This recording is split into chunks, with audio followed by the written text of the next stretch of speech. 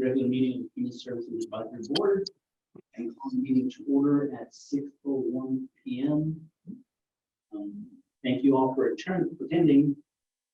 I would like to welcome new board members, Yancy Arevalo and Courtney Welch, who's virtual, to your first board meeting. I'll now call a roll call for the record of the board members. Yancy Arevalo? Here. Clayton Carlisle? Here. Sharif Cassis here. Monica Gonzalez? Present. Joanne Parsons? Here. Gloria Quinn? Here. Courtney Welch? Here. And then Mariana Zamora is on voting. She She is ill.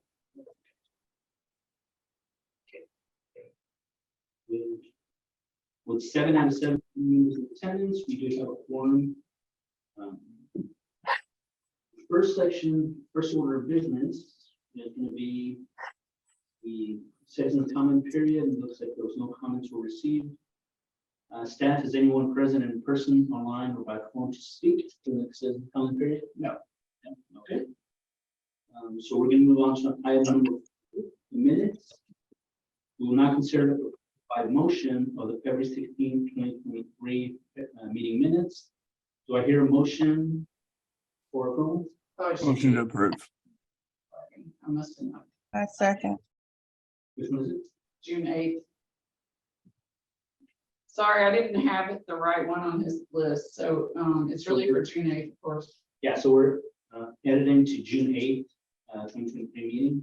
I was wondering, I was like, I don't think it was that far long ago. Well, I had a motion, who was it? This is me, Clayton Carlisle. Second motion. Do we have a second for that motion? I second. Okay, Joanne seconds. Do any of the board members have any discussion or corrections regarding the minutes? No. So all those in favor, say aye. Aye. Aye. Any opposed? Say nay. Okay. So all in favor, none opposed. Say no. Okay. Question items. So the first one is. First item was going to be a presentation by Mariana Zamora, the social work representative. She is absent due to illness, so her presentation will be scheduled for the next board meeting, which will be August 1st. That's next 2 weeks. 2 weeks. August 31st for that first portion. So second discussion is we'll receive a presentation from staff orienting the board to its role, the bylaws, application review process, and it's going to be followed by discussion by us. It's going to be presented by Carol Griffith, the board staff liaison. Carol, go ahead. Okay, so as you know, I'm Carol Griffith. I'm the Housing and Community Development Manager, and I'm the staff liaison for this board. And other staff attending today, you'll see Lorena Escobar virtually. She is going to join us. She's the housing coordinator, and sometimes you'll get emails from her. And then also we have Manny Hernandez. He's behind me, and he's our intern. Lorena is our housing coordinator, so we work together supporting the board. She creates the minutes for the meetings and reviews payment requests and that sort of thing. So Manny is here today to learn more about the board, and he'll be supporting the board occasionally as well. So since this is the board orientation meeting, I'll be reviewing in a lot of detail how the board works. So please feel free to interrupt at any time with questions or comments as I go, since I'm covering a lot of material. So first I'll do a presentation that covers the Texas Open Meetings Act, conflicts of interest, and meeting procedures that relate to all boards. And then I'll go over the board book, basically. So we used to give y'all a binder of everything with all the applications and that sort of thing. And now it will come to you on a USB drive, and I'll be delivering those tomorrow. So I'll call you and arrange that. So first of all, presentation. So I gotta share my screen somehow.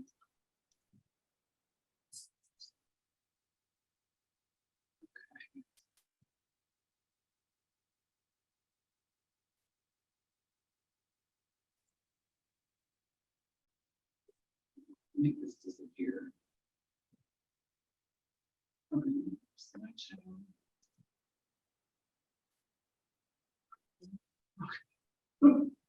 Okay, here we go. So topics to be covered, as I mentioned, the Open Meetings Act really quick, conflicts of interest and meeting procedures. So to meet the requirements of the Texas Open Meetings Act, the agenda for each HSAB board meeting is posted the Friday before the meeting. Since meetings must be open to the public, the board's chair or a substitute presiding officer for the meeting must be in person in a room that is accessible to the public. We hold the meetings, the in-person portion of our meeting in the conference room in Building 4, which is behind City Hall, and that provides enough room for others to attend if they wish. The other board members, other than the chair, and other attendees can attend virtually. Okay, on the agenda, each subject that will be discussed must be listed with sufficient information for the public to know what topics will be discussed. So you'll notice, like, if you ask for an item for the agenda, I'll try to get like a sentence from you or something to tell me what to put on the agenda so that the public can know what I'm talking about. If it's not on the agenda, it cannot be discussed. If you, as a board member, have a topic you would like to place on an agenda, either contact me before the meeting and before the agenda is posted, or bring it up in the future agenda items section of the meeting. The HSAB agendas are required to have a citizen comment period on the agenda. Please note that you cannot comment in response to the citizen comments, which I know feels awkward sometimes. You can listen and thank them for their comments. If an issue is mentioned that's of special interest, a board member or the chair can direct staff to place it on a future agenda for discussion. So we always go over what is a meeting. So under the Texas Open Meetings Act, a meeting is when a quorum of members is present, which for this board is 4 people, even if it's in succession. So for example, let's see. Oh, let me not skip over my little script. Okay, if you have 4 members present, you have a meeting, and therefore you should have posted an agenda 72 hours beforehand. So that's the rule. So you can't have a meeting without posting an agenda 72 hours beforehand. So this is where we talk about, if you have a series of smaller meetings that adds up to a quorum, you have violated the Texas Open Meetings Act. So if 2 of you are at lunch and you're talking about board business, and then one goes away from that, calls a couple of other people, you just talked about the same thing with 4 people total, and you had a meeting without posting an agenda. So we really emphasize that because it actually is a violation. Also, what's not supposed to happen is you should not hold board members. So for example, if you're trying to figure out how to score an agency, you should not call people in succession to get their opinions on that. We really want all the discussion to be happening in the public meeting. And I know that feels weird sometimes, but it is, you know, a part of democracy. So we're all here, you talk out in the open, say what you need to say, and have that discussion where everybody can hear it. So we'll keep going. This slide contains some examples of what constitutes a meeting. So once again, if you do any of these without posting an agenda, you have violated the Texas Open Meetings Act. An example is, you know, emailing a quorum of board members to explain your position on an item on the upcoming agenda. Don't do that. So Also on the emails, make sure you didn't reply to all, yeah, because that is considered a quorum. So if we get an email from Carol and somebody replies to everybody, we've all Yeah. be careful and reply on. yeah. So if I send you an email, just reply to me. Yep, that's a good point. Oh. And just to make you aware, the violations of Open Meetings Act are criminal offenses. That's why we don't do them. What's one reason we don't do them? We also are patriotic Americans and we like the open meeting system. Okay. keep going. And this, I do want to go over this slide just a little bit. Reminders, don't discuss a matter that's not posted on an agenda. We'll have to put it on a future one. Don't meet in succession. And also we have open meetings. So for example, the door to this building is propped open so that we literally have it open to the public.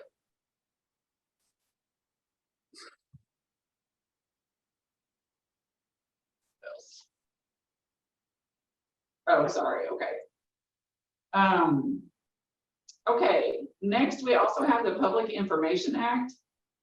So in addition to open meetings, we also have to provide information to the public, and the general rule is the public has the right to inspect and copy, excuse me, all information collected, assembled, or maintained in connection with city business. So for example, all the applications that we receive are public record. We're going to post them on the internet so everybody can see them. Just so you know, we are also going to post your scores on the internet this year. That has been requested. We're going to post them without your name. So reviewer 1, reviewer 2, reviewer 3, and so forth. So if anybody really wants to get into all the details, they can see your scores. So just so you know, information that relates to city business includes emails on your personal computer, of course, because y'all are board members, you're just emailing from your personal computer. And it can also tangle up your own cell phone records. And so I would recommend not texting board business, that kind of thing. Okay, we'll go over conflicts of interest pretty quickly. The rules about conflicts of interest that govern the Human Services Advisory Board are in Chapter 171 of the Texas Local Government Code, and then also in the City of San Marcos Ethics Ordinance. So, oh, it didn't click. Okay, so the emphasis in the wording of the ethics regulations is conducting yourself in such a way that it does not provide grounds for distrust of your integrity, impartiality, or devotion to the best interests of the city or the public. So that's something to keep in mind. And I know I sent y'all all the presentation, partly so you could kind of have this to refer back to if you wanted to. When you have a conflict with a particular agenda item, you must disclose it in writing and abstain from participation or voting on that item. So I don't know that we have that this year, but if any of you served on the board of one of the agencies that has applied for funding, you would need to exempt yourself from voting on that agency. And so you would need to just let me know, like, hey, I serve on the board, and I can send you the right form and you can fill it out. And then you would just take yourself off camera when we're voting at the voting meeting for that particular agency. Okay, and can you, I didn't catch the first part. What was the first part? What was the first part? About like if you have a conflict with a particular agenda item. So if you do, you would just, so a conflict might be if you serve on the board of an agency that has applied for funding. So you would not want to vote on that agency in the scoring. So because you're part of the agency or involved with the agency, or? yeah, and I mean, give me an example. Okay, so, well, Eleanor was an example. She was an easy example. She was actually on staff of an agency. And so she worked for the food bank, and then she also served on the Services Advisory Board. So whenever it came on the food bank, she would always just turn off her camera and disappear for a while, and everybody else would score and vote, and then she would come back. So that's one. I do think you might want to consider if you're on the board of an agency, even if you're not, like profiting from the funding, you may still appear to have more of an interest in that agency than others. So it would probably be a good idea to go ahead and excuse yourself, abstain from voting, and so forth. So if you need to do that, then you would just let me know and I'll send you a form. Now, is that also Abstain from voting or abstain from scoring? Both. I would say, Well, yeah, I don't think Eleanor ever scored her own agency. I think that makes sense to just skip that one. I'm sorry, go ahead. Is it retroactive also? So let's say you serve on, not that I did, but, let's say you served on the board 2 years ago, and now that entity is up for funding this year, and you're on the year. I would tend to think that it's just current. Okay. Because you really don't have a financial interest going, so it's, you know, a little bit more lax than how it would be if we were talking real estate deals or whatever, you know, yeah. Okay. State ethics regulations. So I included this just for the sake of completeness, but this is really more about business entities and real property, so we're just gonna skip it. And this goes into more detail about business entities and properties. So this more applies to, like, if you were on the Planning and Zoning Commission or something, you'd be dealing with properties.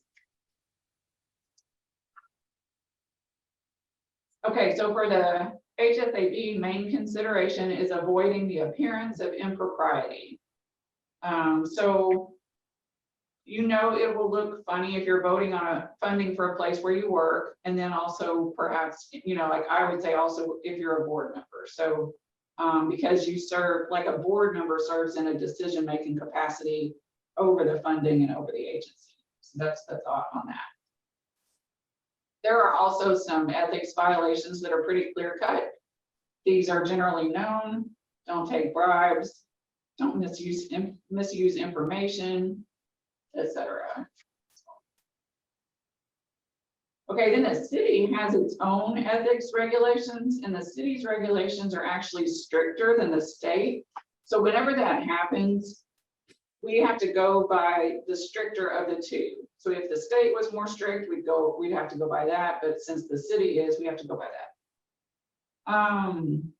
The city ethics ordinance states that abstention from discussion and voting is required regardless of the amount of income received from an organization in the prior year. And it also requires that a board member immediately refrain from discussion the minute the board member realizes a conflict is present. So y'all kind of all know what agencies we're going to be discussing. So if you look down the list and see that you have a conflict, let me know right away and we'll get it taken care of. The city's ethics regulations extend to the immediate family of family members of board members as well. So you may need to consider if your spouse or a member of the household like benefits from an agency or program, and then from discussion and voting. So does anybody have questions about any of the things I've talked about so far? Have we done the list yet of these? You will tomorrow. Okay. Yep.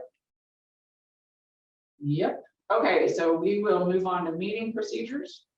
For that USB drive, I know you said it'll be delivered or sent out tomorrow. Do we go pick that up, or is it actually like delivered to our household?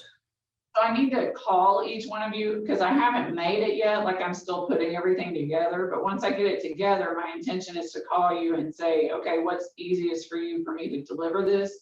Or you're welcome to come pick it up, or however you want to do it. And I could always mail it. Things like I try to like get it to you as quickly as I can. Okay, perfect. Got it. So let's see, and tonight we'll go over some of what's on it, but then once I hand it to you, I mean, it's a lot of stuff, so feel free to call me too if you have questions, just so y'all know, like, you're not on your own exactly. So, okay, meeting procedures. So we have rules of decorum. Members of the public can address the board during the citizen comment period or during a public hearing, which this board holds in June. And then during the question and answer session for press and public. The question and answer session for press and public is an item that we have to have on the agenda, and it's supposed to be just asking clarification questions about the items that were on the agenda. So we'll try to stick with that. And they can also speak, people can speak with permission of the presiding officer. which means whoever is chairing the meeting. So in general, it'll be Sharif. If he's not available, it'll be somebody else who's here in person.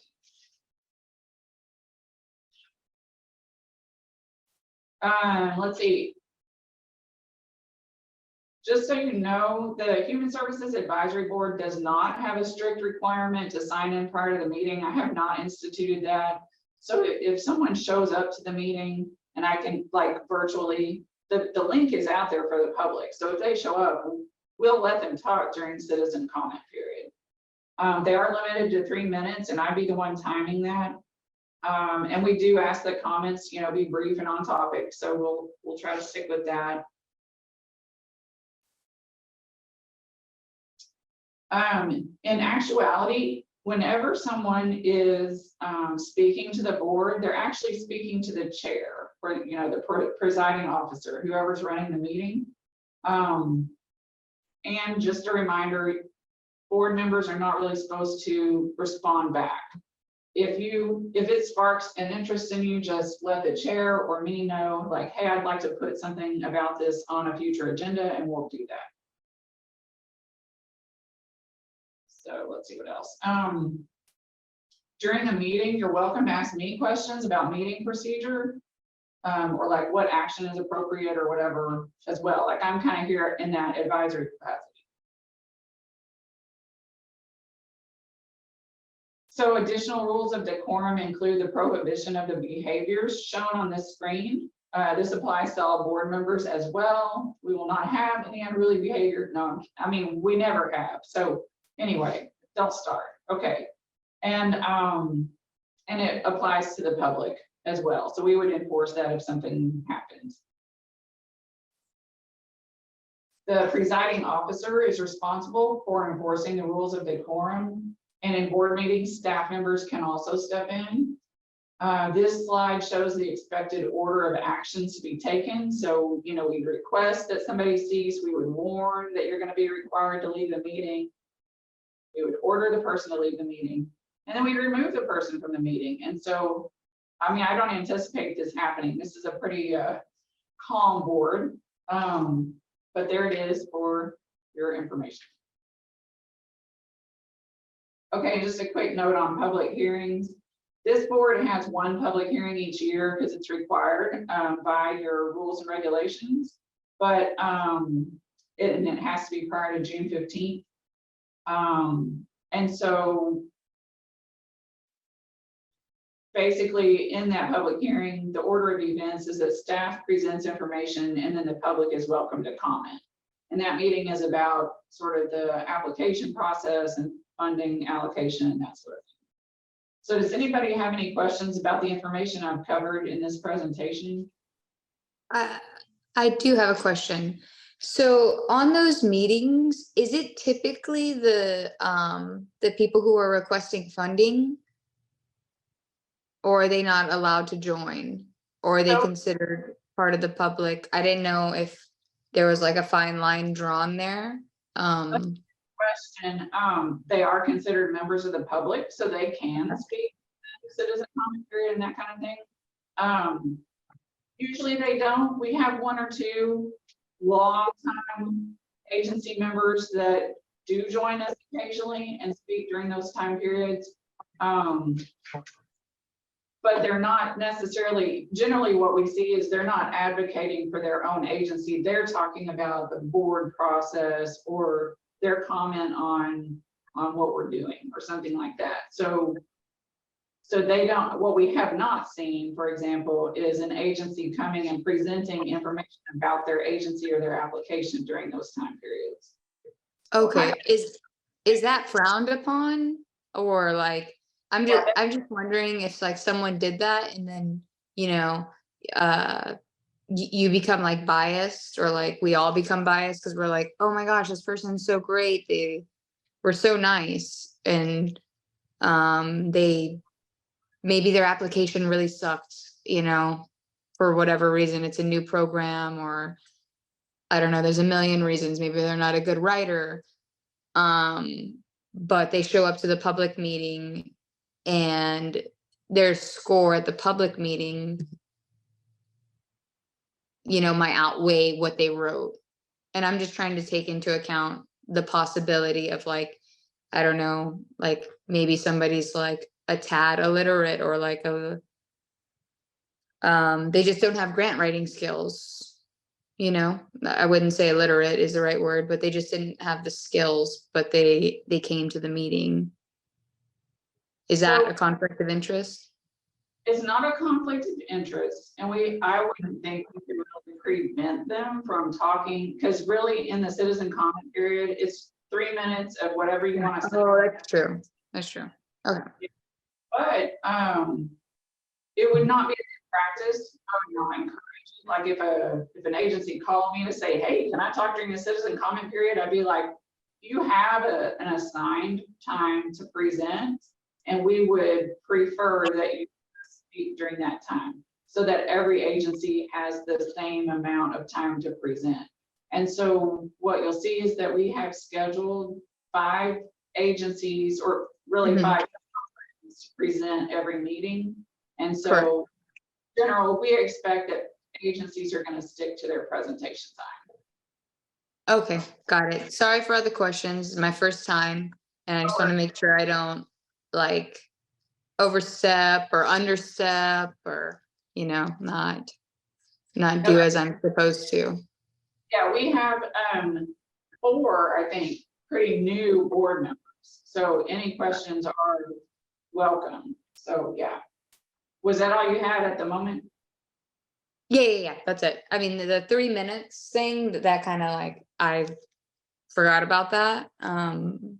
So that answered that question. Okay, that's the conclusion of this presentation. And so now I'm going to go through the materials that you can expect to get in the packet. And so when you get the USB drive, every document is numbered. I feel like it was probably easier to interpret when it was back in a binder, but it saves us so much time and so much money not to do it, that we are all electronic. So so I wanted to bring up a few things. Let's see. Okay, roster. You're going to receive a board roster, just so y'all know who each other are and how to contact each other. And then here's the staff information as well. The board has a website. So here's the web address of the board. And you'll see that once we get everything packaged, we're going to post everything that we give to you. We're going to post it on the website as well, so the public can see the same thing. Let's see. Oh, I also wanted to point out that we now, as of last meeting, we have slotted everybody into a place. So place 1 is Gloria. And so this matters because of the term ending. So even though Yancy is new, she filled in for Allison, who was in place 2. Allison resigned. Here's Yancy. So she happens to get a short term ending. So Yancy, in January, I would say, if you want to continue, you'll just need to notify the city clerk's office that you're interested in continuing. And then it'll just usually roll. Council will have to reappoint you, basically. But we don't generally have a lot of competition. Like, I'm always grateful that people actually volunteer for this board because it's a lot of work. So, so just so you know, that's kind of how it goes. So if somebody resigns, we're going to put them in we're going to put the next person in their place, so we know that we always have the terms staggered. That was something that the mayor and the city clerk's office had requested that we do, because this board had gotten kind of tangled up over the years and it wasn't clear who was in what place. So FYI, but whenever your term ends, please just notify the city clerk's office and they'll get you the right paperwork and have you reapply, and then you can just keep going.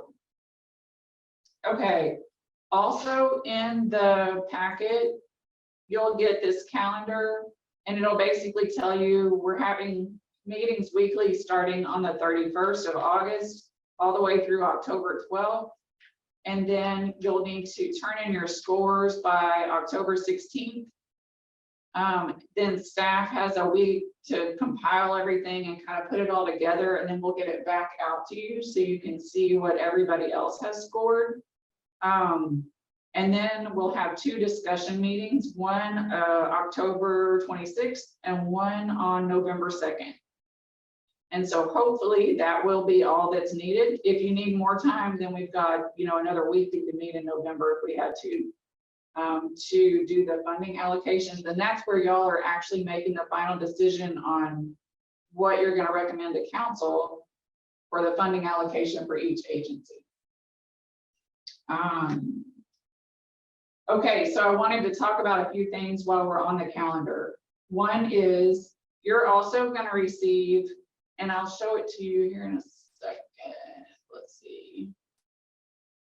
I don't know if I have it up. You're going to receive an agency list. This is actually in presentation order, and they present 5 per week. So what I'm asking everybody to do, or recommending, I can't order y'all to do anything. I'm just the staff liaison, but I recommend that you do 5 a week of reviewing the applications. And so you kind of go down the list so that before the meeting, you're reviewing the 5 that are going to present that week. And then, so I would recommend going ahead and scoring them. I'll show you the little, like you'll put your scores into this little scoring sheet. And they tally up. And so there's also a sheet. Make this go away. You can. Have you Click more.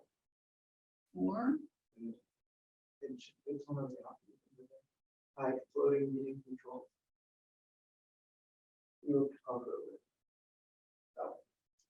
Okay, good.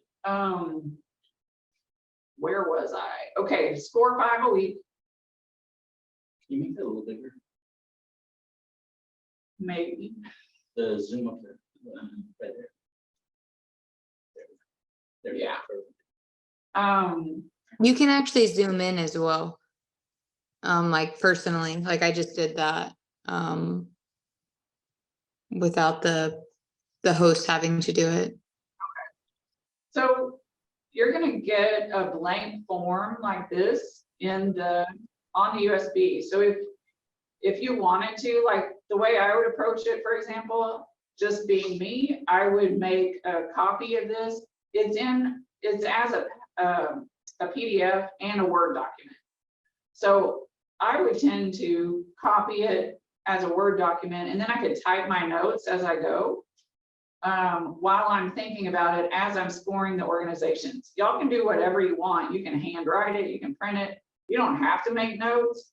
If you do make notes, hypothetically, we're supposed to gather them at the end of the process. I honestly have not been very diligent about that, but it is kind of part of the public process in order to show that the board members are not grading on things that shouldn't be graded on, you know? And so what I'm trying to say is, I would do 5 a week, the ones that are going to present that week, go ahead and score them, make your notes, put the scoring in the tally sheet. And then when they present, they'll be giving you even more information and more insight, and you can adjust their scores. That's what I would recommend. It is completely up to y'all what you do. In the end, I am going to ask everybody by October 16th, you've got to turn in scores for every agency. So we definitely need scores, you know, however you end up with that. What else? Just so you know, every agency and every program will be presented so each program will be presented for 5 minutes. So for example, Hayes Caldwell Women's Center has 3 applications in. They're going to do 5 minutes for each program, and each time they present a program, they'll have about 10 minutes for question and answer. So while you're reviewing the applications each week, try to come up with any questions you want to ask about the program so that you can ask them in that 10-minute question and answer period. In the past, we haven't had a lot of questions in that Q&A period. So I just encourage you to really think through the details, and I just, I don't know how to advise you very well on this. Like, there is a lot of information. So just feel free to dig into it and don't feel silly for asking questions. That's your time to ask questions of the organization. So do try to be ready for their presentation so that you have questions that you want answered. What else? After the presentations each week, we have a little bit of time on the agenda for the board to talk as a group. You can sort of go over things. Last year, we tried to make it a little more formal. We're not going to do that this year. It's more like just, you know, is there any questions? Let's chat and see if there's anything going on, and then move on. Once the agencies present, they are welcome. Like, these are all public meetings, so any agency can attend at any time. They can either stay and listen to the discussion, or they can leave either way. And then, as you probably know, the board's recommendations are made to the city council. City council actually has the final decision. So once you recommend, they can move funding around and change it and do whatever. For this board, it is especially important that every board member attend every meeting. Just so you know, for the city standard is that if you miss 3 meetings, you can be removed from the board. You guys are all really valuable, and so I hope that you can make every meeting. Like, of course, things happen. Like, Mariana is sick right now. Like, we don't expect her to show up, but just do take that seriously. So do y'all have any questions on the calendar or sort of that overall meeting process? I have a question about the non-voting member. Yes, So are they always going to be a social worker, or? that's required. So it's Okay. a part of the bylaws that were set up for the board when it was created. And so Mariana does score, like she reviews all the applications and things like that. And I've encouraged her to do that. I feel like her insight is useful. I've also encouraged her to go ahead and feel good about talking or giving her opinion about things. She's also available for questions. So if y'all have a specific question about, like, well, how does this work in social work world? But once it gets down to the allocations and like voting on them, she steps back and she can. Okay. Yeah. Anything else at the moment?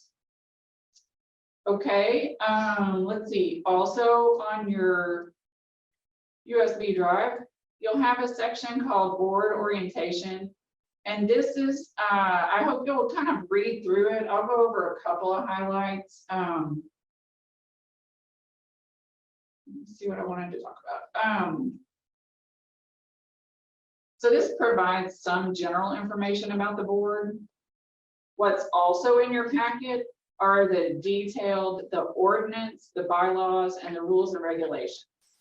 So I would first look at this board orientation to see sort of the overview. And then I would encourage you to go ahead and read the boring regulations just so you know what it says. So this talks about the board, why it exists, where you find the duties of the board. So you'll have a copy of the Code of Ordinances and they're listed in there. You'll notice that staff has taken over some of the duties, like we assemble the packets and provide y'all with all the applications, and we take in the payment requests and the quarterly reports. That doesn't generally go to the board either. But y'all are doing the heavy lifting on deciding who gets the funding. The bylaws are in there. They're the rules by which the board functions, like sort of how you're supposed to run the meeting, who's in charge, what's the purpose of having a chair for the meeting, that kind of thing. It states the purpose for the board. So you are responsible for the development and enhancement of human services in San Marcos. So that is a pretty broad purpose. It also, the bylaws provide the definition of human services agency. And so just so you know, this has already been considered. So it turns out, I had said in an email, we had 33 applications. It's actually 34. because I skipped one, because there were two submitted by an agency, but we've already considered whether all of them are eligible to apply. So if we had gotten an application from like a for-profit business, we would notify the board like, hey, by the way, we got this application, but we're not including it or whatever. We can't vote on it. So just know that you're being handed things that are all eligible. Attendance requirement. This page goes into a little bit of nonprofit 101. Because the definition of human services agency is pretty broad. That means that it doesn't have to be a 501c3, for example. It could just be an organization. So for example, one of the organizations that has applied for funding that does pretty much every year is actually a board, kind of like this one, that's appointed by the county commissioners. But they have a job, it's the Child Protective Board. So they provide a service that needs funding. So they're out there doing grant applications. So they're not a 501c3, they're just a board, but they meet the definition of human services agency. So I kind of tried to make that, that distinction. This talks a little bit about nonprofits in general. And then here's some things about the application and review process. Let's see, I wanted to give you some notes on this. I'm trying to provide you some guidance on what you should be considering as a board. This is what I have gleaned from what City Council has said and what the purpose of the board is and that kind of thing. So you're supposed to consider what is best for San Marcos based on your knowledge of the community. So that's the focus. So it's about what fits this community. Let's see. Okay. So when you're looking at the applications, you might consider some of these questions. How will things be measured? What impact will it have? Is this something San Marcos needs? And I do want to make the point that, you know, some programs that you see are programs that work with people over time. So they may have a really deep impact on a few people. And then some programs work with people once, like maybe it's emergency funding or something. So one touch into their lives, but they may impact a whole lot of people. We just have a real variety of applicants. And so just kind of realize like both of those impact San Marcos, but in different ways. There's neither one is better or worse, basically.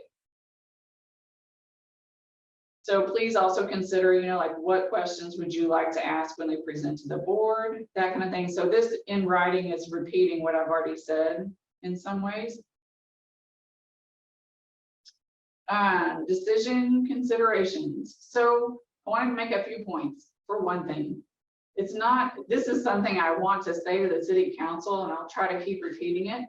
It's not whether the nonprofit is local. So for example, you'll notice that we're San Marcos, we get applications from nonprofits that are in Austin and New Braunfels and that kind of thing. What we're focused on as this board is what is this nonprofit doing here in San Marcos? So it's okay if they're from Austin, but we need to look at the impact they're having for our people.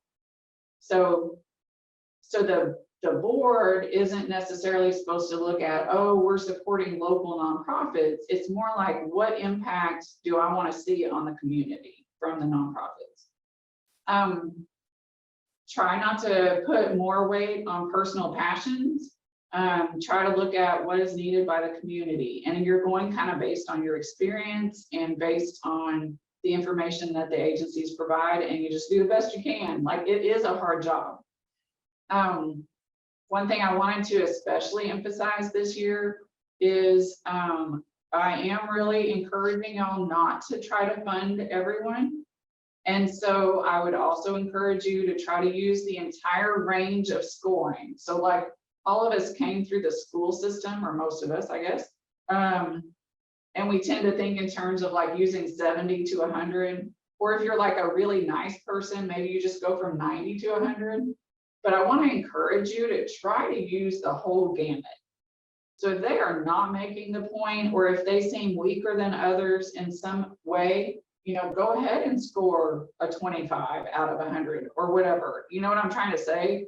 Like, use the whole range of scoring, because y'all do have a really tough job.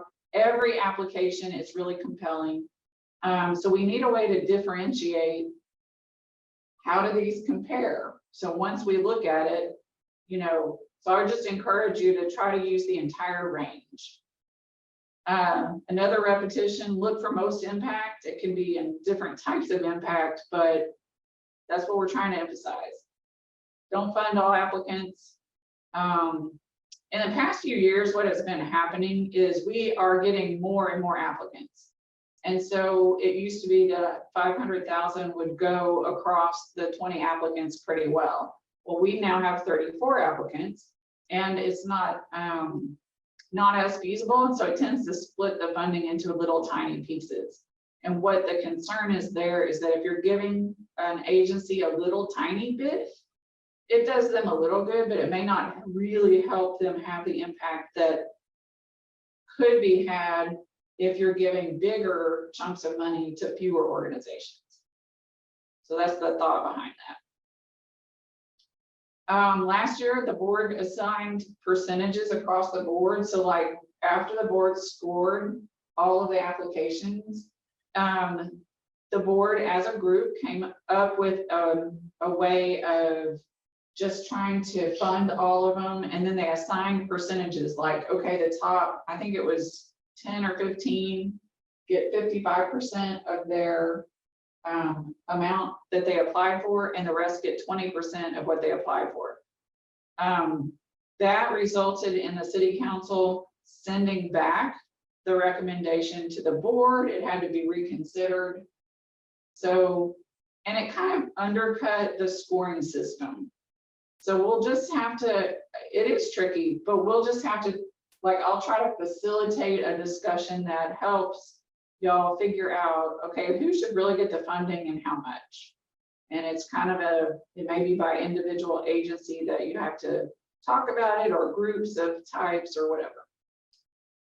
Another thing that came up last year that I wanted to be sure and emphasize is some of these organizations are new, and some of them are small, and some of them are large, and they've been around for a really long time.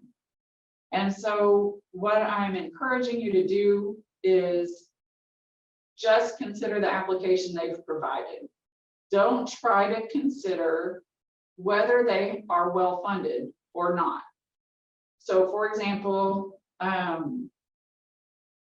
I'll just use CASA as an example because they've been around for a long time. They are a large organization. They serve a large area, and San Marcos is a part of that. And they're well known, and they serve kids.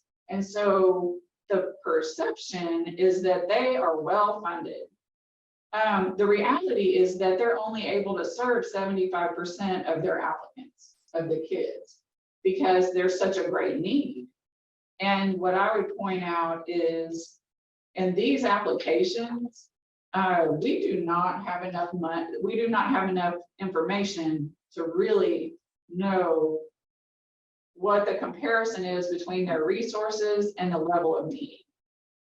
Like, that would be a whole in-depth analysis that I just can't imagine. So anyway, we simply don't have enough information to be judging that. And so just know that every human services agency constantly has to try to raise funds so that they can stay in existence.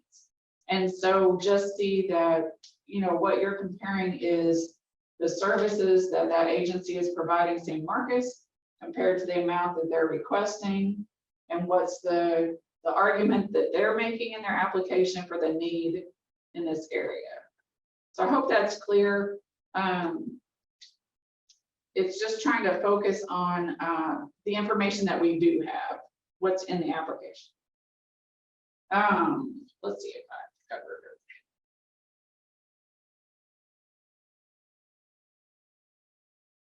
Okay, So what should be done instead? Oh, I didn't have that. Okay, that was just my notes. Try to score and rank the applications and then use the scoring to determine what agencies will get funding. And we're trying to run like a strategic and meaningful competitive process. It is going to be hard because the organizations are all really good. So is there any question or comment on this part of the presentation?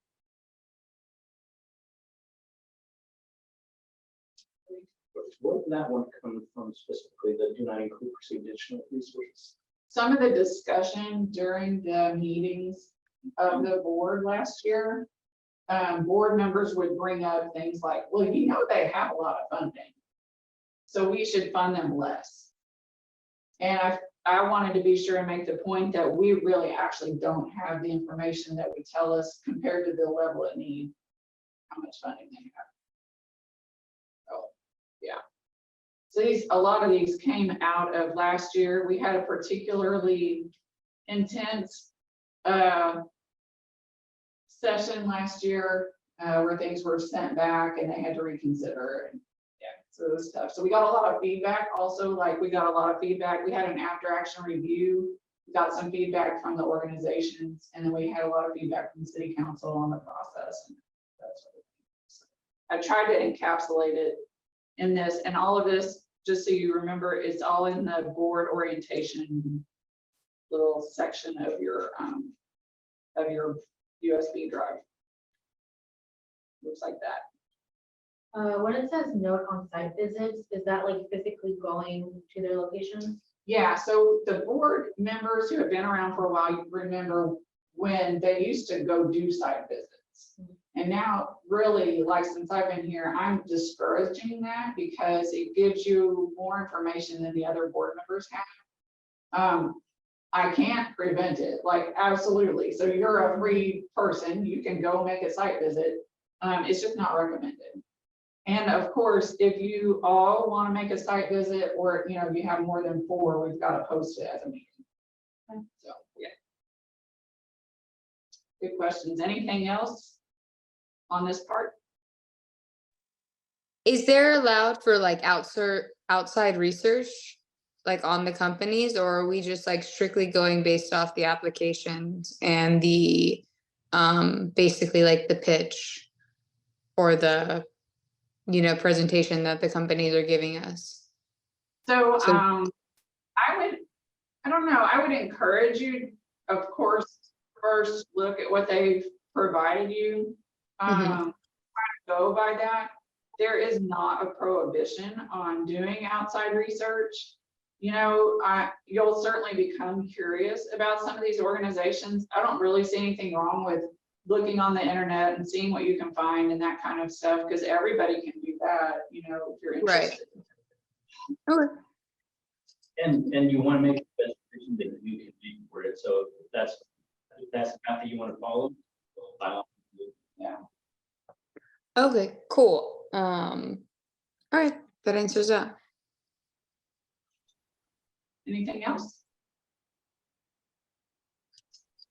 Okay, just going through a few more things that you can expect to see. I included a blank application form. I always feel like that's helpful because it kind of puts you in the mindset of what they were looking at when they put together their application. And so this is the application that everyone received that has the instructions. And then what they had to fill out, most of them fill out this checklist. They don't have to turn it in, but a lot of them do. So you'll see that everybody has to fill out this part. And then everyone has to answer each question. So that's what you'll be getting. What else? The evaluation form. I have, let me look at something. So I think in here, yeah. So in the application, you'll see a summary or the specifics of the evaluation criteria. So this is what was provided to the organizations. And then what I did was just make it have additional space. So if you want to use this to make notes on each thing about each organization, you can save it as your own file and use it like that.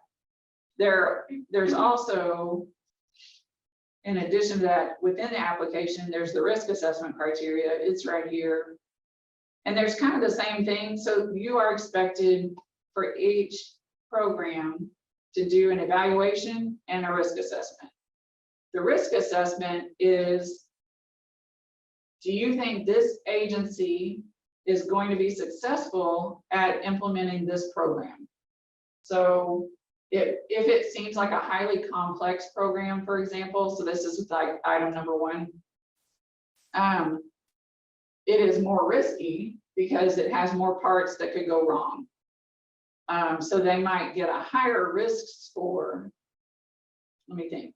Yeah, they might get a higher risk score because it's more complex. So, and you have to keep in mind, like on this, higher points mean greater risk. So in the end, it's kind of a bad thing. Having more points on the risk assessment is bad, but you just have to keep in mind higher points is higher risk. So if they have a complex program and it looks like a real mess, you might give them a maximum, you might give them 15 points because it's very risky. So I hope that makes some sense. If you get tangled up on that, let me know, because it's a little bit, I know you have to kind of think backwards on the risk versus the evaluation of strengths.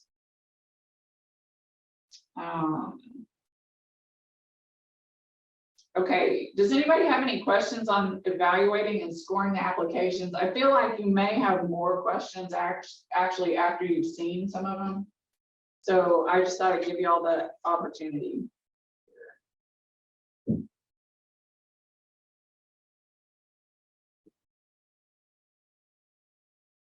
So, okay, I'll keep going. Couple of other things you'll see. Funding history. So this has been requested in the past, so I just went ahead and put it together. Let me make it bigger. So this shows you each agency and program that has applied this year and their past history. So for example, here we have the Access STEAM program. In 2022, they got 43,000 funding, 2023, 30,000, and they're asking for 30,000 this year. One thing to note about 2022, I think it was, yeah, 2022 was the year when we had $1 million to give away. And so you'll notice that, you know, it was more fun that year because we could give away higher amounts or to more entities, that kind of thing. So what I've done on this list is it's in alphabetical order by agency. You'll see some things like here's Centacor. They have been a long-term applicant, but they have this one program, intensive outpatient services, that they haven't applied for funding or received funding since 2020. But since I went back that far for the funding history, it shows up on this list. This year, you can see, here's the 2024 request. They're asking for $15,000 for each of 2 programs, substance use and youth recovery. And then this gives you their history of having received funding for those programs in the past years. So it kind of goes down like that. And then at the end, what you'll see, these are programs that have been funded in the past that are not asking for funding this year. So if it's blank right here, they haven't requested anything. The reason they're on there is just so you can see how the 500,000 totaled up each year, and then how the $1 million totaled up in 2022. So what this is showing you is that we have 34 applicants that are asking for 1.4 million. This year we have what's proposed. Instead of 500,000, y'all may have 650,000 to give away. So that's proposed in the budget. We'll know for sure after the budget passes in September by city council. So assume, unless I tell you different, y'all have 650,000 to give away this year. Is it too late to ask for something? It is too late. It's definitely too late, yes. And of course, the board consistently makes the point each year when the board turns in the funding allocation. Everybody is always like, and we really could have used more, you know? And so council's aware of that. And so I think that's why they tried to throw in a little bit of extra money this year as well. So this shows you the amount that's requested this year. And then funding history. One thing that has also been requested, which I put together, which is a little bit harder to read, but I color coded it.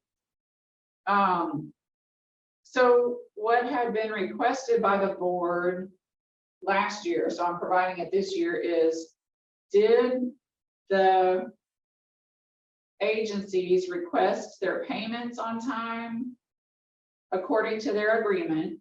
And did they turn in their reports on time according to their agreement? So on this, what I'm trying to say is pink is not good. Just for example, Centacor, what I'm trying to note is it ended up that they didn't use their funds. So they ended up having a grant that covered the specific items they had requested funding for. And so they didn't use the funding. Anyway, it's a long story, but that I'm just trying to point out, like, that's what happened. So what happened with the funding? So it goes back to the general fund. So it gets kind of swept back in. Yeah. Others had a little bit of late documentation, late payment requests, and so forth. So I'm just trying to point out. Can they ask for an extension? They did. So some of them asked for an extension. So for example, Home Center and a couple of others, First Baptist, NBC, oh, and one more, Access. They all came to me before the end of the year to say, if we could have another couple of months, we could definitely spend our money. Mm-hmm. And so we arranged for an extension to be added to their contract through February 28th. And so, for example, Access is not in pink because they got an extension. That was okay because they all asked for it on time. They also submitted all their payment requests on time. What happened with some is that they got an extension and then it dragged on past, you know, trying to get the documentation for what they were saying and so forth. So, or like this one, so we only accepted expenses through February, but we are still working with them in June to try to get the information. So, and try to process the payment. So it just happens that way. So we're just trying to show like, well, here's how it went down. And then we also had a variety of reporting requirements. Last year, we had, I think, 38 organizations. And so for staff time, we told the ones that were under 20,000, they only had to submit one progress report. And they could also pull all their money at once and just be done, so forth. So it's a little confusing about who did reports on time and so forth, but I still tried to show you in pink, like who ran behind. So once you see this whole thing, you'll be able to see who it is. Whoops. Is that only for 2022? This is for 2022. So you'll see some repeat, a lot of repeat applicants. You'll see some that are on here like Melge did not apply this year. So they're on here because we tracked everybody for 2022 and you'll be like, well, who's Melge? And it's just, they just didn't apply this year. Yeah. So let's see, this year, FYI, because we were so late in getting the approval from city council, so normally that happens the first part of December, we were well into, I think, February or March before we got the approval, and therefore the contracts all happened in March and April. So we did not require everybody to do a quarterly report. So the way it's set up for 2023 is they can spend money between January and December of 2023. That's their spending window. I'm only requiring them to do one progress report. It's due October 15th. And then that way y'all can have the progress reports for that first 3 quarters to use in your final consideration when you're making the decision for funding. So that was the best I could do with the reporting for this year.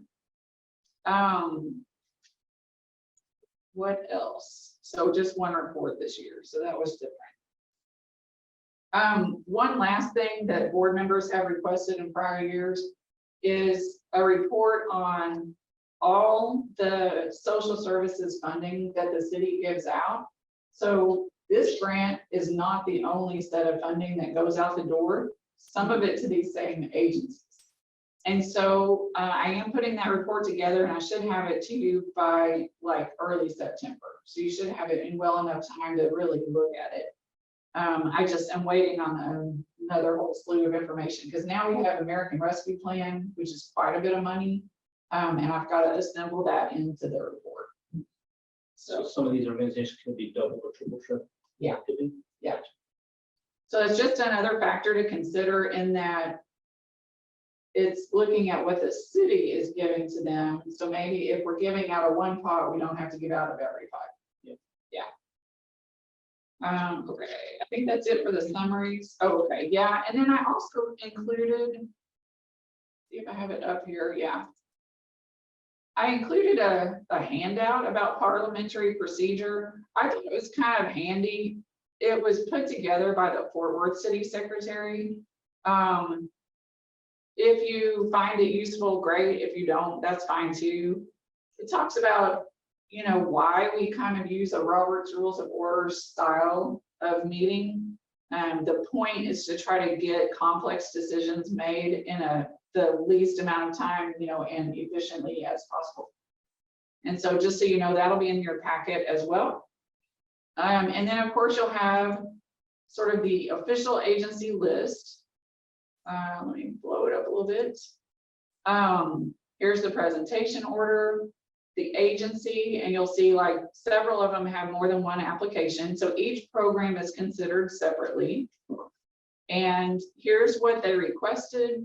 And then one question we asked them this year that they had not had to answer before is, if we can't give you all of the funding that you're requesting, what's the minimum amount that you feel would serve your needs for this program? Like what would at least enable you to do a minimum program?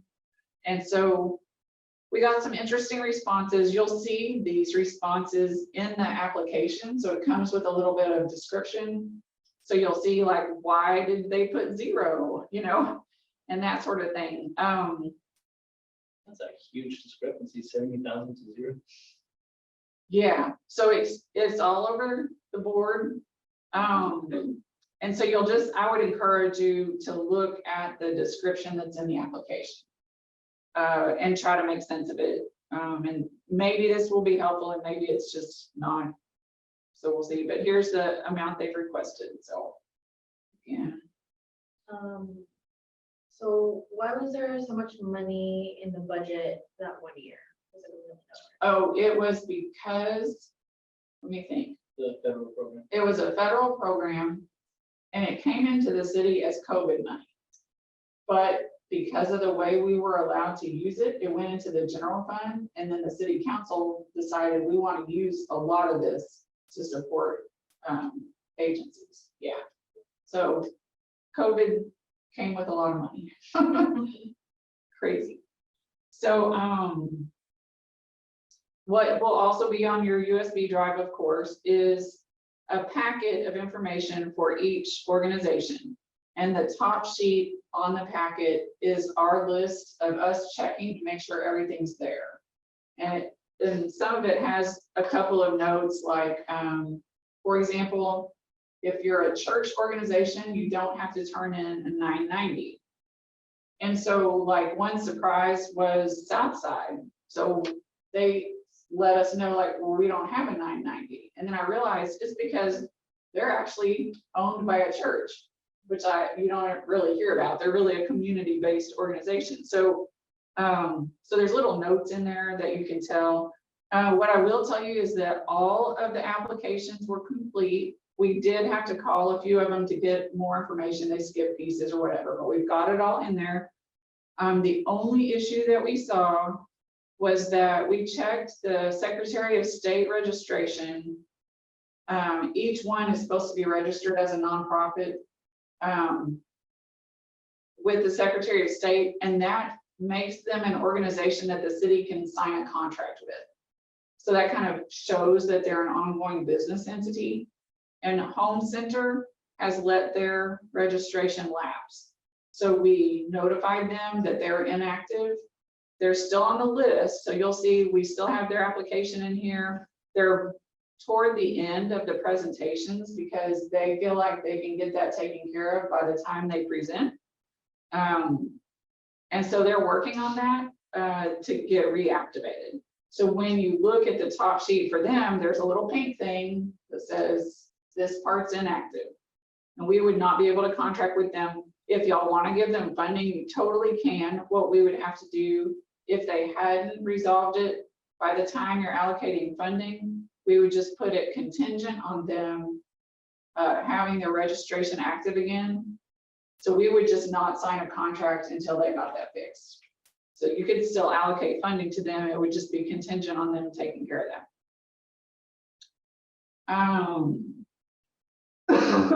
Excuse me. So that really concludes my presentation. Do just keep in mind that unless you hear differently, you can assume that you have $650,000 to allocate. We don't expect that to change. They're in the final stages of the budget right now.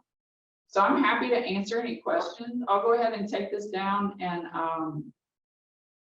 just go back to where we're in a Zoom meeting, if I can find it. So the first five, Oh, it's right there. Yeah. Sorry, go ahead. the first five that we're gonna be reviewing are due by the 31st. Let's see, the first five, yes. So So, I'm yeah, trying we got to- that, and then the rows for the columns right there. The third one.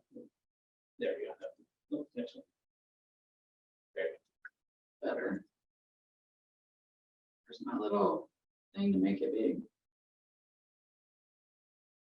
I'm still sharing my screen. I was gonna try to not share it. You can hit escape to get the panel, but There we go.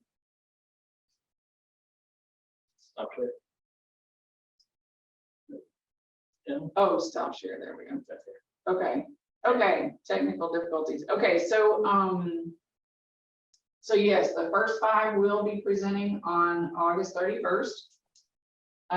So that's why I'm gonna try to get you your USB tomorrow. So you'll have a little time to start reviewing. If you come up with any questions, feel free to call me. And if it's something that we should be talking about as a board, I'll just, we can wait till the board meeting, but if it's just procedural, like, what am I supposed to be doing? Then I can just go over it with you, on the phone or whatever. So I think we have some Q&A. Oh, Gloria, I don't know. I thought that you would be able to control your own video and sound. I don't see her anymore. Gloria, you dropped off for some reason. I'm so sorry. Hang on 1 second. I'll promote you to panelist.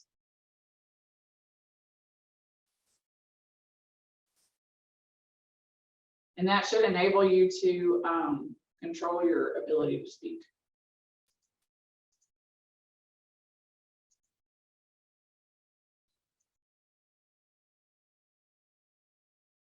Oh, okay, we've got Courtney's number here. Okay. Anything else? Let's see that. So we the agenda after this. Here, Gloria. Gloria, did Yeah, you I'm have- back. I don't know what happened. I was trying to switch from my phone to the laptop and I couldn't participate. sorry. I didn't notice because I had my screen all blocking everything. So do you have any questions?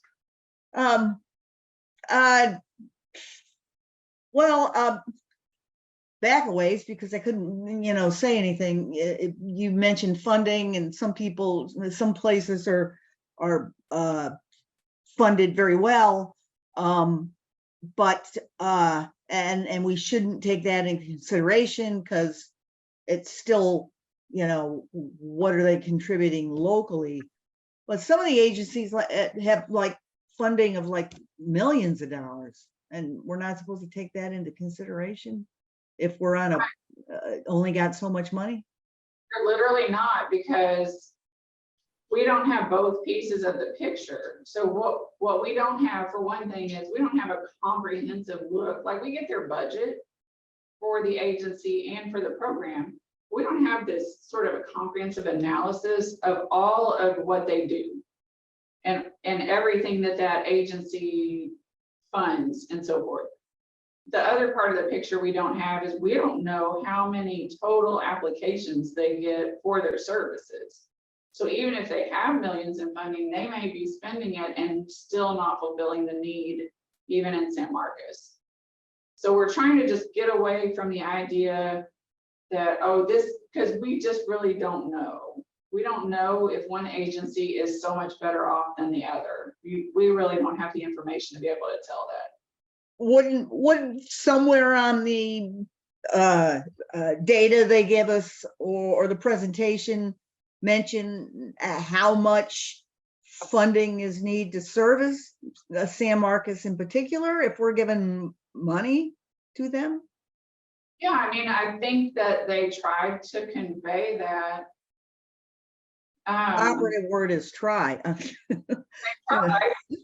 Yeah, You know, I mean, like, I don't have anything in front of me, but like, I don't know, Meals on Wheels, big agency, you know, millions of dollars in funding, but trying to get an appreciation of how much is needed to support their activity in San Marcos doesn't seem to be provided much.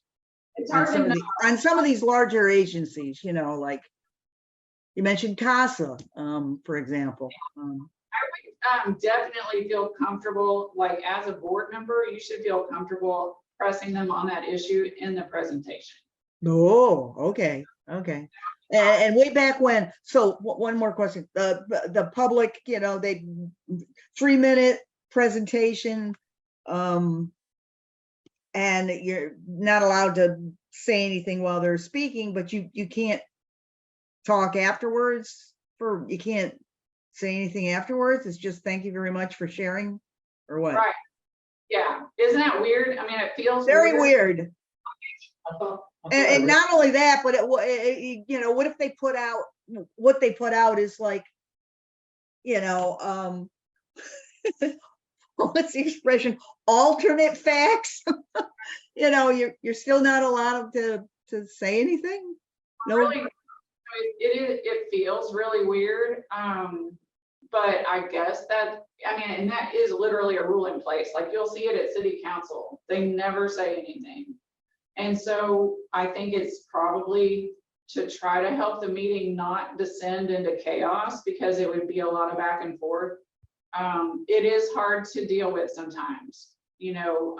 So quick clarification on that, Yeah, because I think Gloria is talking about the citizens comment period, whereas it was my impression that we were getting a 5-minute presentations from each, yeah, and then have a 5 to 10 minute question and answer period.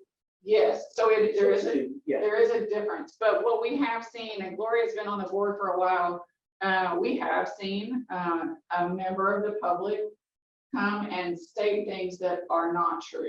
Yeah. And even attack people. And so what we try to do is just say, thank you for participating in the public process, and then we move on. But it's hard to do. Yeah. Well, yeah, that doesn't seem hardly right, you know. But it is a rule like that even city council goes by, like, so it's just a rule across the board for boards and commissions. Oh, okay. Yeah.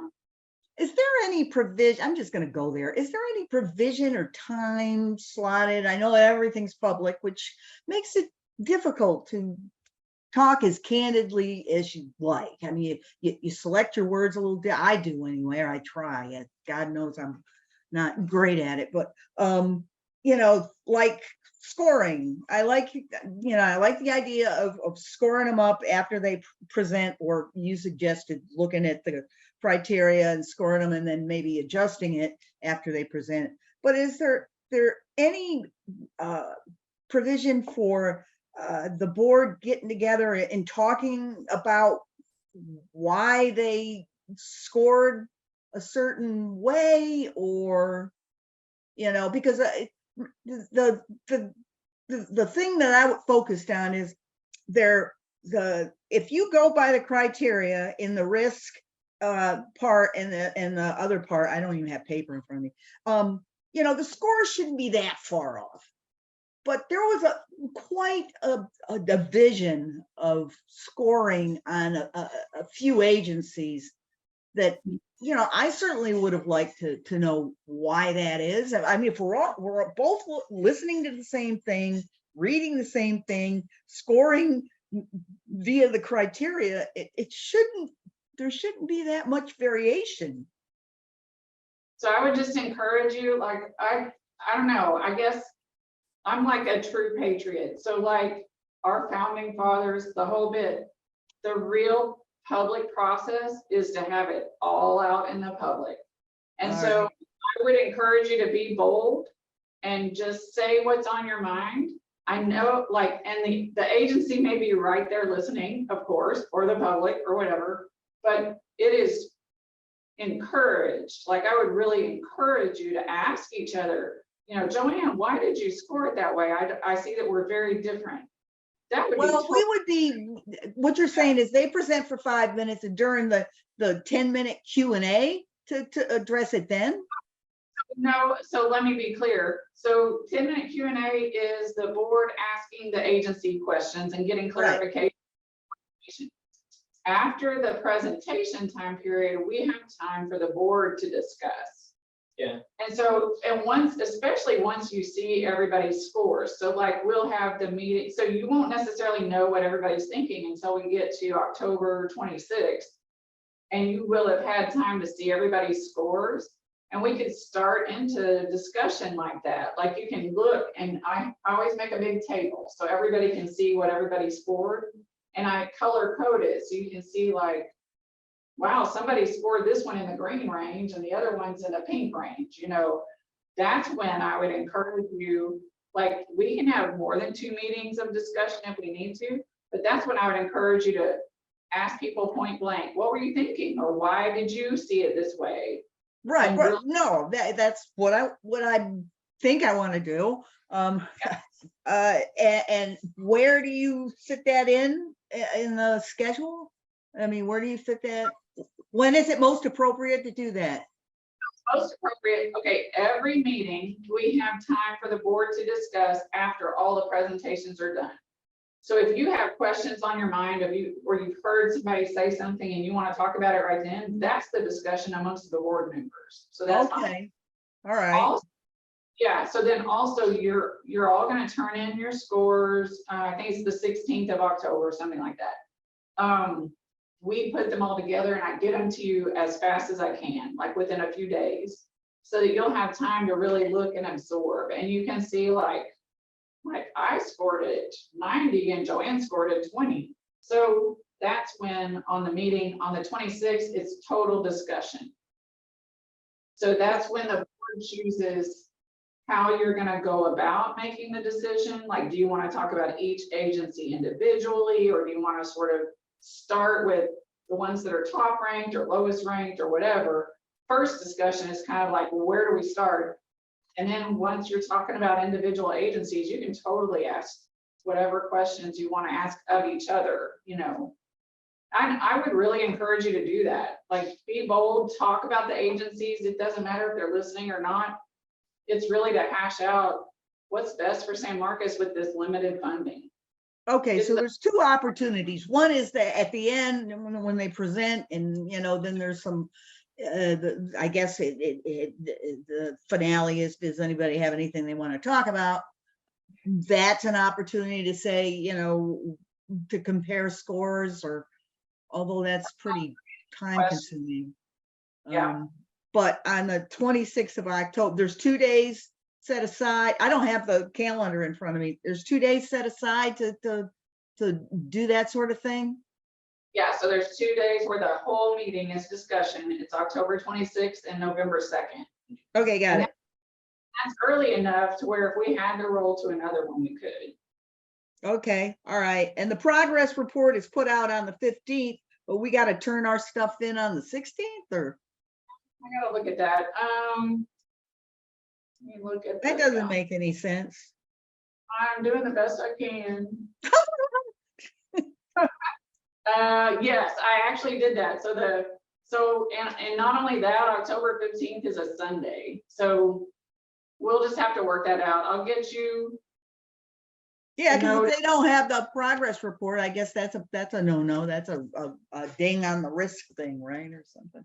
Yeah, I mean, then at least y'all would have that. I know it is at the last minute, but at least you'll have it as part of, like when I compile all the scores, I'll be able to let you know also, by the way, the following organizations didn't turn in a progress report, or I'll also give you the progress reports that they turn in so you can scan through them and see what they. Okay, and we turn our scores in on when? I know it's not great. Okay, so it ended up, I asked for the progress report on the 15th, and I'm asking y'all for your scores on the 16th. We may just have to change that. Here, let's look at the calendar. Well, and Instead here's the other fun thing. Okay, so you put in the scores, but on the 26th of October and possibly Q November, that's when we talk about the scores and the money. Right. So what we can do is give y'all more days to turn in your, so I can change the calendar. Like I could give you to the 18th to turn in your scores. So I could get you the progress reports on the 16th and you could turn in your scores on the 18th. That's the best I can do. All right. Okay, so really quick, Carol. Yes. We're doing 3 presentations per meeting. 5. 5. Okay. Yeah. So 5 times, that's about an hour. Now is 5 to 10 minutes sufficient time for Q&A between the organizations and board members? That's my main concern. So what we've seen is that some organizations will go a little bit over 5 minutes for their presentation. And so and then we used to only give them 5 minutes for Q&A, and that was not enough. So we've expanded it to 10 minutes for Q&A this year, so a total of 15. So if they do 6 minutes for a presentation, they'll have about 9 for discussion. We'll try to, and I'll try not to be like, the first year I was like cutting people off. You have to stop talking now. And the board was kind of like, okay, Carol, you can ease up a little bit. So we'll make it a little bit more flexible, but I will be timing them just to kind of make it sort of fair for everybody. Sorry, go ahead. Oh, I was gonna say it'll cut into their Q&A. Yeah, it'll cut into their Q&A because we want to give everybody a total of 15. That's the idea. And I think that'll be sufficient. What we've seen sometimes is that there's not a lot of questions. And so I would encourage y'all, this may be a different bunch. Y'all may have more questions. And that was what I was going to ask is how does the board feel about only 5 to 10 minutes or Q&A? Or do you guys want to play it by ear? Like if one organization you have no questions for, but another organization you have like 5 or 10 questions for, how do we divide that time? Yeah, and that's kind of up to y'all. My thinking is, if there's no questions, of course, we just move on to the next organization, but that no organization is more than 15. That's me. And y'all really have more of the decision-making power over that. I'm just trying to make sure we kind of keep it even. What's 15? What did you say about the 15? Amount of time for each organization when they present. So the idea is they'll give approximately a 5-minute presentation and it's followed by 10 minutes of Q&A. Oh, okay. So we've And if expanded. Yeah, and if we wanted to expand their presentation to like, I don't know, 7 minutes or something and keep ours 5 or can we change up the times or? Yeah, so like I'm trying to be like, if they do a 7-minute presentation, then maybe they can have 8 minutes to do Q&A. Yeah, I think 5 minutes is pretty short. I just want to go on record saying, a lot of the information that I might need to score them, they, first of all, they should be speaking to, I think. And I think 5 minutes is pretty short. Okay, And 10 minutes for us to do questions when, this isn't my first rodeo. And so I'm kind of familiar with the agencies and, I've got the info that they put out. So, sometimes you don't have any questions or even, there's not. 10 minutes is a long time for Q&A and short for here's my presentation. Just saying. I mean, if we get rolling and we find out that, that there's this, awkward silence because there's no questions and it's time that just got wasted, maybe we can consider, changing that up a little bit, because I'm sure they can talk for at least 15 if they wanted to. yeah, Well, and my concern is not necessarily their presentation. My concern is more the questions that you guys might have. So I want to make sure that if we have questions at that time, that you get them answered so you can consider it. Because if we just hold a discussion in October and November, for some of these, it's almost 2 months when we saw them. Oh, no, there's always discussion after the presentation. Yeah. So Q&A. All right, no, forget it. I'm not trying to reinvent the wheel here. I just wanted to know how flexible it is, and we get rolling and we find that, we might not need 10 minutes. yeah. And so I guess we just move on to the next one then.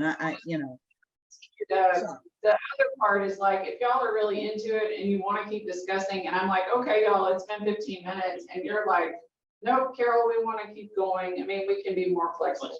Yeah. Okay, perfect. All right. Anybody else? Clayton's had his hand up for a Okay. while. There we go. I just wanted to know how the presentation spots for the organizations were assigned.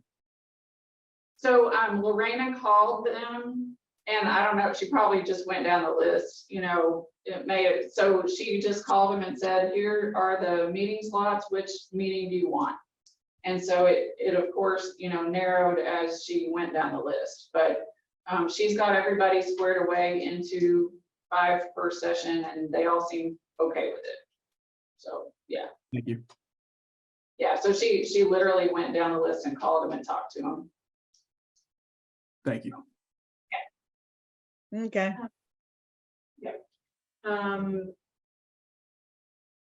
So after all 5 programs present, we have our 10-minute Q&A. Will the board get a chance to discuss after all 5 have been done? Yeah. Okay. Then it'll be kind of just open discussion.